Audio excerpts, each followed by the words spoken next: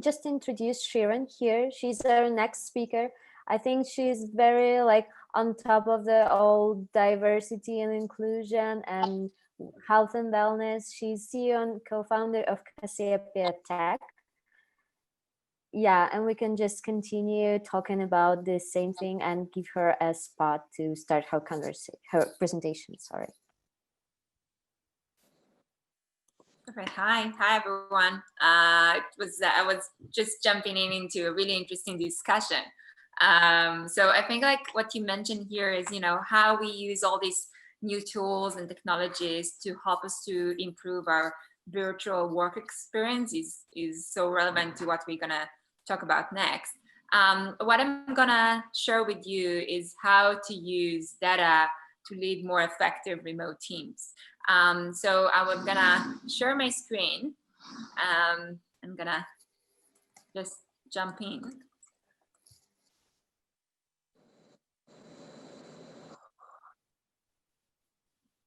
Perfect.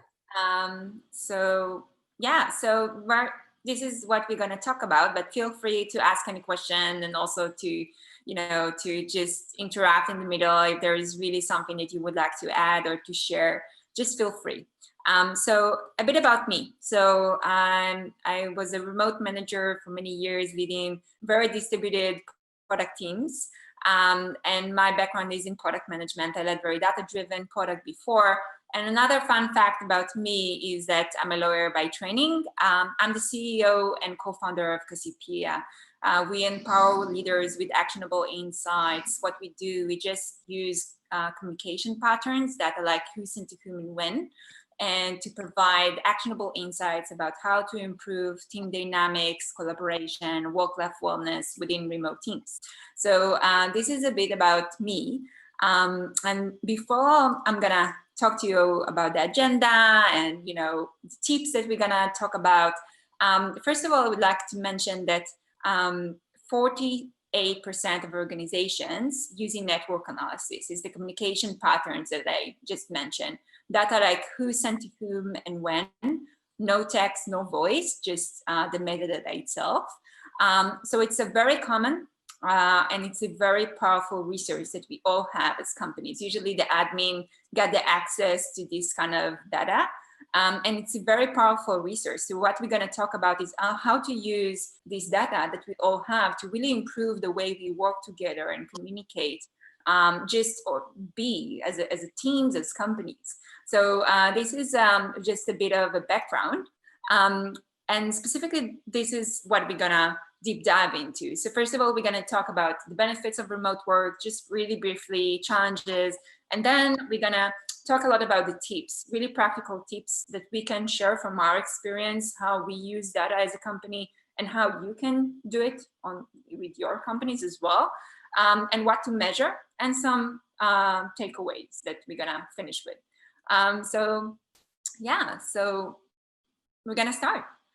The benefits of remote work. So what we see and we all experience is that remote work really has tons of really benefits. We can see that employees can be happier. There is a larger talent pool, people more productive, the office costs are lower, and better employees retention also. So there's tons of new benefits, but also there is also some downsides or some challenges that we experience as well. So lately, Harvard Business Review published a study that shows that 79% of managers don't feel confident leading remote teams. And the reason for that is really clear. I can share from my experience when I'm talking to remote managers. They all really share, describe the same thing in different words, which is basically as a remote manager, you're just working with a smaller data set. So you don't have all these small data points you used to have in the office. You don't see how people engage. You don't see who are they drinking coffee with, or if they're smiling during the day. You just don't see that anymore. So basically there is a gap that is created by the shift to remote work. And what we do at Cassiopeia, we are using data to help managers to close that gap by providing them visibility into team dynamics and to spot issues in a timely manner. So this is a bit about the challenges. So you can see there is more challenges with relationships, with difficulties with communication, employee visibility, all the things I think we all experience these days. This is a bit about the challenges and how data can really help us to overcome some of them. So we're gonna just jump in and we're gonna talk about a few things that we can use data to help us with. And the first thing is engagement. And why engagement level is important for many reasons. So as you can see here, business units really, according to, this is one of the studies, but there are many. The business unit in the top quartile of engagement experience all these amazing benefits that you can see here. And of, you can see that people with higher engagement get lower absenteeism or productivity, sales are higher, profitability. So this is a bit about, why it's really important, engagement level of employees, how well employees feel connected and really care about the company, the vision, what we are doing in our day-to-day. So this is a bit about engagement. And how we can use data to measure engagement and understand when we have some problems with engagement, where people feel less connected and less engaged. So it's a pretty complex measurement that we are using. There are few just factors that I mentioned here that can help you really to calculate and measure engagement. So this is just a few of them. The first one is employees' activity in public channels. If you feel comfortable really to express yourself in public channels. The second one is also to communicate in channels with high amount of participants as well, if I feel comfortable doing that. The third is the percentage of participators in ad hoc meeting versus recurring meeting. So think about it. If I'm just attending another weekly or daily meeting, instead of I'm setting up meetings because I need them, I need that to get the job done right now and to fix some problems and some issues, I'm much more engaged with what I do instead of, just taking another weekly meeting. So this is the third one. And another one here you can see is this time you spend in really with skip level leadership. So what research shows is that as employees, you will be much more engaged if you're spending time with higher managers, higher level managers.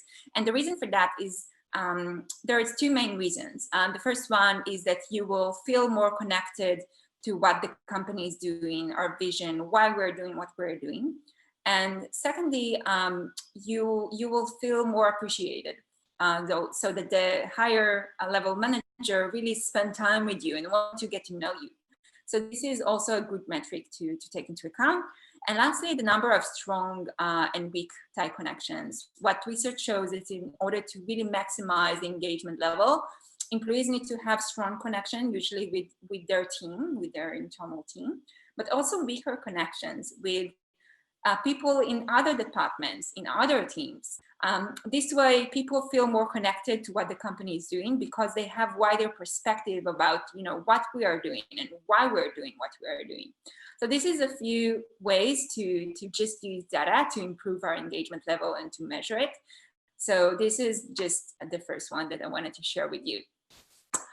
The second thing we're going to talk about is collaboration. And I can share that while shifting to remote work, what I hear a lot from my customers is that there is a lot of collaboration issues. And the reason for that is that when we were working in the office, we have all these small encountering, we are encountering someone in the hallways on the way to the coffee machine, and we are just chatting, what each and everyone is doing, what we're working on, some problems that we have.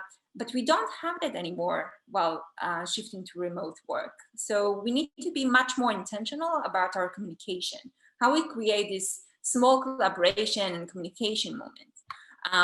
So I can share just an example about how to use data to really early detect when there is some collaboration issues between two teams. So I can share you can see here just an example from one of our reports, 38% decrease in communication between two teams. So we are looking on the trend, the communication and collaboration between two teams over time. And we noticed that, just in the last few weeks, there is a significant drop in communication.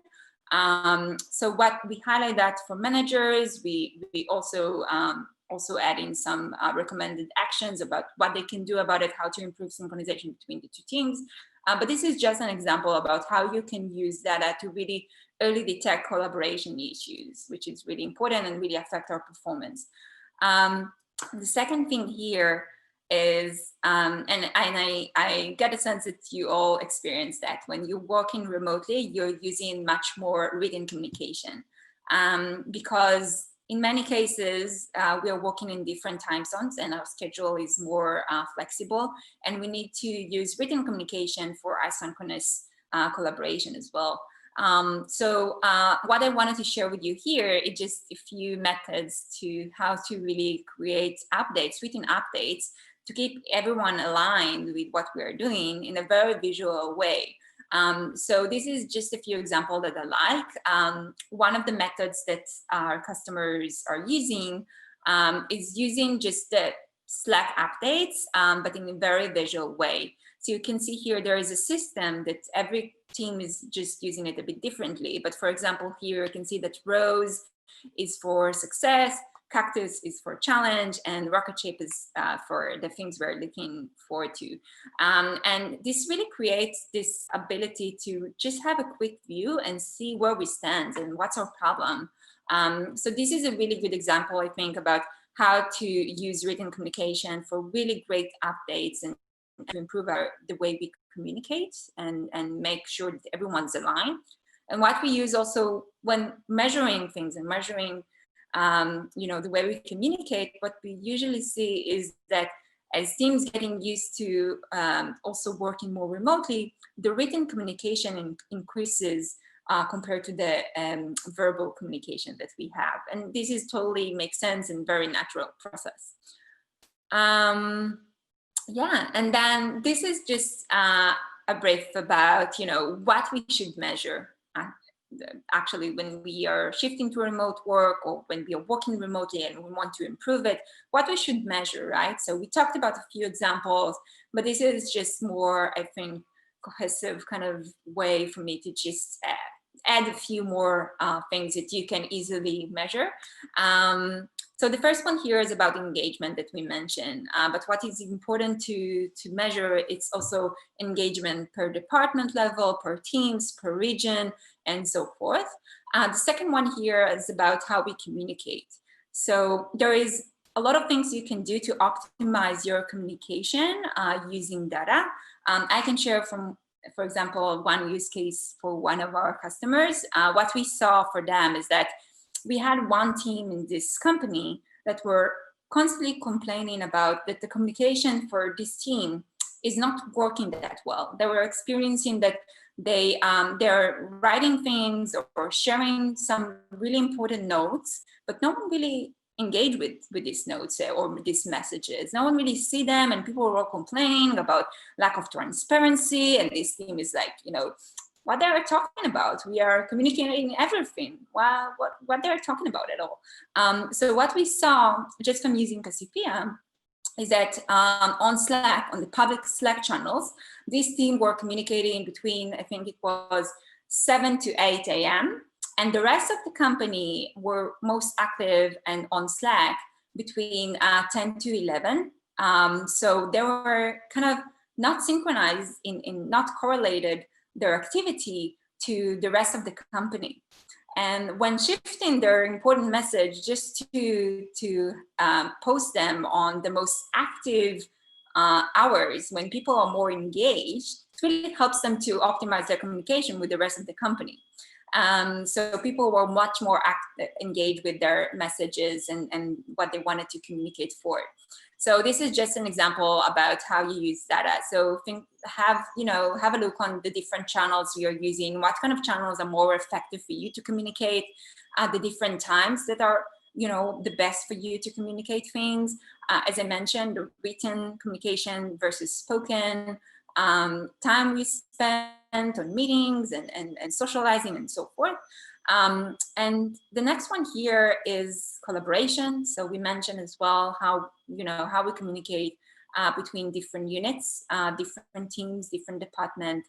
So this is another thing that it's worth considering. Work-life balance. Everything that relates to work-day balance is really challenging for remote teams. So what we hear as well from our customers is when people start to work remotely, what's happened in many cases that people just set up too many meetings, too many calls, creating a lot of stress and work overload because they don't really have any time left to work on their personal tasks.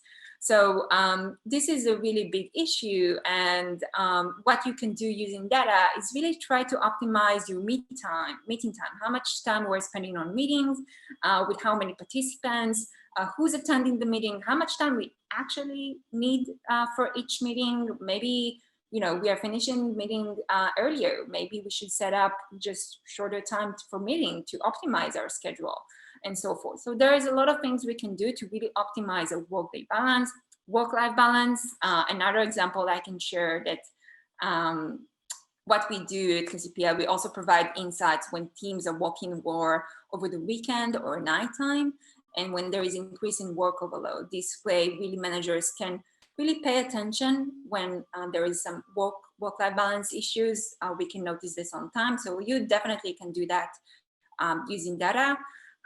Work experience for different employees and subgroup. This is really crucial. You talked about diversity and inclusion. Using data is a great way to improve the way, also diversity, but also inclusion. I can share, so different subgroups that I mentioned here, it could be gender-based, parents, new employees. I can share one use case from one of our customers. What we saw is that the women within this company communicating 30% less on Slack public channels. And when there is a senior manager within this channel, they're communicating 60% less. So this is really important insight. And this is really what we highlight this kind of insights and also share with them, okay, this is something that we see. This is the questions you can raise talking to the females employees that in the specific teams where it's the most severe behavior, and just open this dialogue with them. Ask them, what will help them to feel more comfortable communicating, or if they feel comfortable also to collaborate or to communicate within a public or a large forum within the company, what can help them to feel more comfortable doing that. So this is a great way to also just track this, also the non-inclusive behavior or that we have within our company, all these blind spots. And productivity, you can definitely use data to measure and improve productivity, how many code deployed, tickets, how many calls we have. Every company, every team got different measures for that. So this is another thing we can use. Yeah, so just a few notes about when using data, a few things you need to consider. The first one is the time frame that we want to have a look at. So I can share that we at Cassiopeia, we're looking on trends. So to have a look on the few months before and 1 week before, and have a look on different trends. A lot of companies also using, for example, they want to see their activity, how it was changed before and after the shift to remote work. So this is also something you can have a look at. So think about the time frame, the segment, so different units and subgroups. This is the most interesting insights where you can find them. Just have a look, not only on the company level, but also on the department level or on team level, different subgroup level. This is really interesting. And lastly is being very responsible for our employee privacy. And we need to be very intentional about how we use data, because it's very powerful, but we also want to make sure that people feel comfortable sharing their data and about what we are doing with the data. So I can share that what we do at Cassiopeia, we are providing insights on the manager communication. And the rest of the insights is on a team level or a subgroup level. So we will never show any insights about specific individuals. We won't show Diana is not talking that much with Mark this week. Nothing like that. So this is our way to really help people feel comfortable, sharing their data. And also it's really important to share with them the value that they're getting from sharing the data, what they get out of it, right? So this is the one thing that is really important to also take into account. That's it. So some key takeaways here. The first thing is to be aware of the power of data and how we can use it. And I think this is really something that what we are talking about here is just the first step. And the second one is to just have a look on the signals that I mentioned. How are we communicating on Slack? How much? How frequent? People now, one of our employees are not communicating that much. What that mean? So be more intentional and pay more attention for that. And then set processes. As we mentioned, we need to be much more intentional about the way we communicate and collaborate. So set the right processes that can help you to do that and create this creative environment, collaborative environment that you have also from working remotely, and then use the tools that can help you to do that. That's it. Yeah, so I'm Shiran, I'm the CEO of Cassiopeia. If you have any questions about how to use data to lead more effective remote teams, feel free to reach out to me on LinkedIn, Shiran Yaroslavsky, or my email, shiran@cassiopeia.tech. Would love to chat with you about data. Thank you so much. Thank you very much, Shiran. Please, everyone who is listening to the presentation, can you please turn on the videos? It's really difficult when you talk and you don't see faces. Please do. Shiran, I have a tough question for you. So actually, why do I need to track communication? So we're not a big team. We're like the team of 12 people, and we work remotely and asynchronously. So actually, I don't care how often people communicate. I just care about how they perform, how they accomplish the challenges, but not how much they talk. So, and we don't talk a lot using video calls, and we don't talk a lot at Slack. There is a lot of personal communication. I don't see, actually, just for me, why should I need to track something? What for? Yeah, that was a good question. So I think the way we communicate and work and collaborate really affect our performance. And if we would be able to track issues in the way we communicate and collaborate, we can also help our performance to be better. So I can share, for example, if let's say you're a larger company, but you're onboarding new employees, and onboarding new employees remotely is extremely challenging. And you can see that using data, these new employees are not as connected or engaged after time, compared to their teammates. This is a problem. And most cases, people won't be aware of it because we're all working remotely. We'll have tons of work to do. But these employees are not well connected to the rest of the company. And if you're not catching it over time, it will affect their performance. So this is something that if it's happening, we can alert just by using data. So it will help you to track this kind of issues in a timely manner, and not when things explode. Not when the performance is really bad. It just allows you to track these small issues in much earlier. I understand, but it's actually quite different approach what we have. So if the person is not connected to the other team members in a 1 or 2 weeks period, I will see that the performance of that person is quite low because there is no tasks which can be performed just by one person. So you can see that the performance level. Why do I need to track communication? I can track the performance.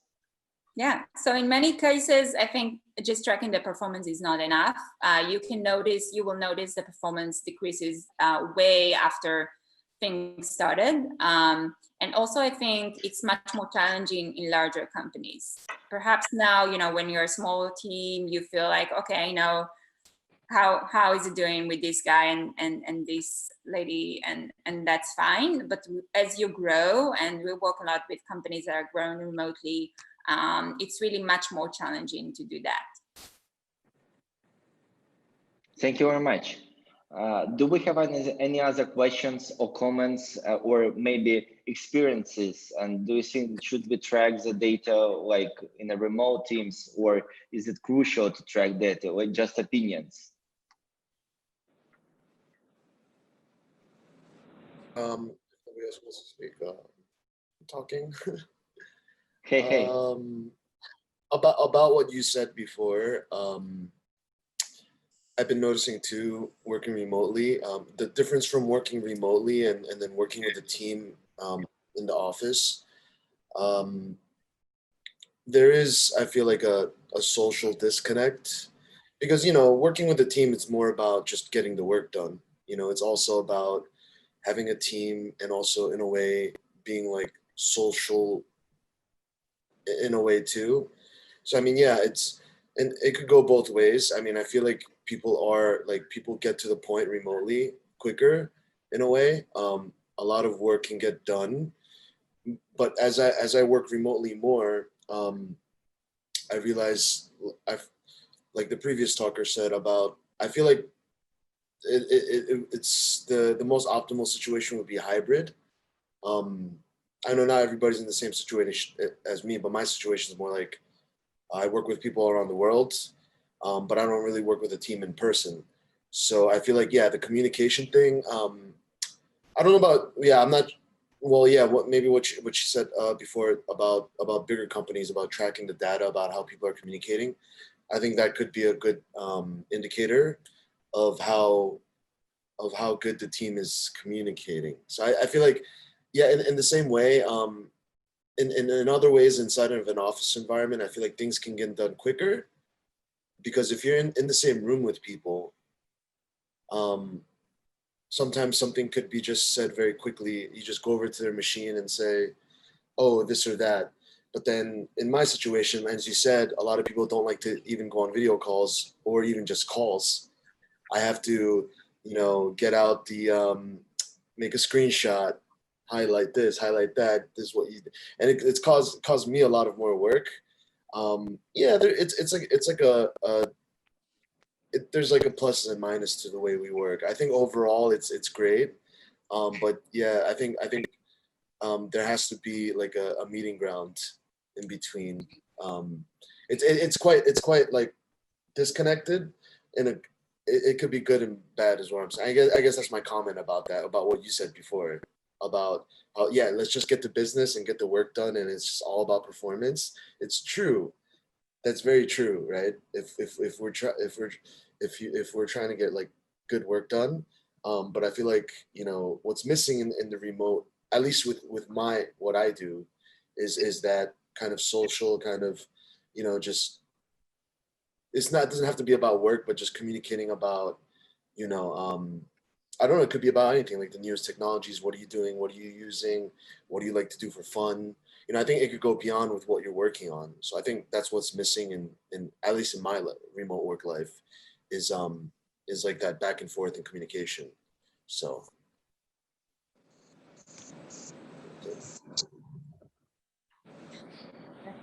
I totally agree, and I think, you know, the way we design our work environment and our work experience is much more than just performance. We need to grow a very great, really a great culture and a great company. We need to make sure the way we communicate and collaborate is going really well, and we manage to overcome the different challenges in a dynamic atmosphere that I think we all now are working at. So yeah, this is just, you know, some thoughts that I thought will be useful for you about some tips about how to use data for your companies. It was a pleasure. Thank you so much. I need to jump to.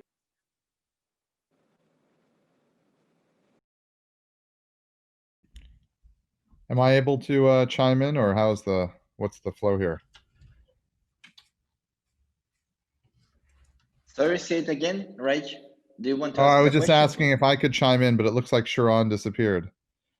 Yeah, I believe we have missed her. Her internet probably died. I don't think she left intentionally. I was just Yes. gonna say that I don't think all teams are returning from the post-COVID fully distributed experience in the same way. I think a large chunk of teams are returning into some sort of hybrid model and are leaning heavily on sync workflows, particularly those companies, organizations that were previously in an office. They're all within similar time zones. This is kind of a new configuration that we haven't seen before. It's not like pre-COVID where people are fully distributed on day one or partially distributed. This is people who are all in an office, pre-existing trust, all within a similar time zone. And so I think you're going to see a lot of synchronous discussion. Like, I'm not saying asynchronous is not key, but I think there is a distinction between pre-COVID teams and post-COVID teams. A lot of these post-COVID teams are not very globally distributed. They're in the same time zone. They're just geographically distributed with, let's say, within the Bay Area. In that kind of model, if they're still heavily leaning on sync, I think it is important to track communications, activity, connectedness, all that sort of stuff in terms of building team camaraderie and productivity. So I was sort of evangelizing for Shiran there, but I guess we lost her.